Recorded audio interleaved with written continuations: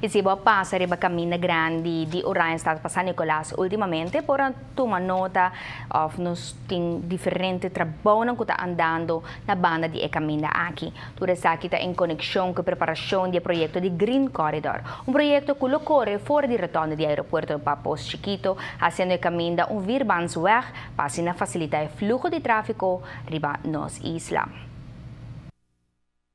Recientemente trabalhou na pre-work que da otorgana a companhia com a gana de destajo para o projeto Green Corridor, qual é o resultado da Odinsa.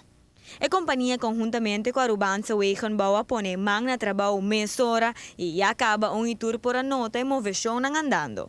Lo que nos estaba coordinando lo que trata de Green Corridor, nos usa novembro ano passado, nos apuntar fevereiro, qual é o resultado da Odinsa, e recentemente nos acaba de otorgar o trabalho e pone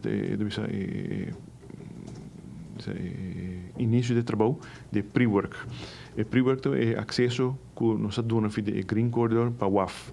Esse é o trabalho que começa e nós para a Odinsa junto com o Wegenbouw no caso aqui, está assim tracei a trajetória para caminhar aqui teco WAF limpi e bani para norte também não a Biden e para onde caminha assim limpi. Então usa material também para cuts and fills do projeto e esse aí está arriba schema como tu vai como de project managers.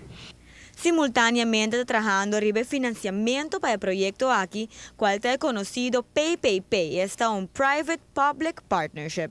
Nós está correndo a fase de financial close.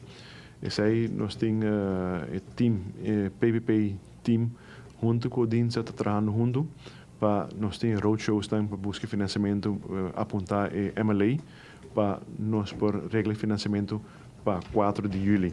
No momento que nós chega 4 de julho e financiamento está reglado, o pre-work também cambia, também dá full-fledged, e nós também começamos a trabalhar a tweede rijbaan de airport para a direção de Pochquito.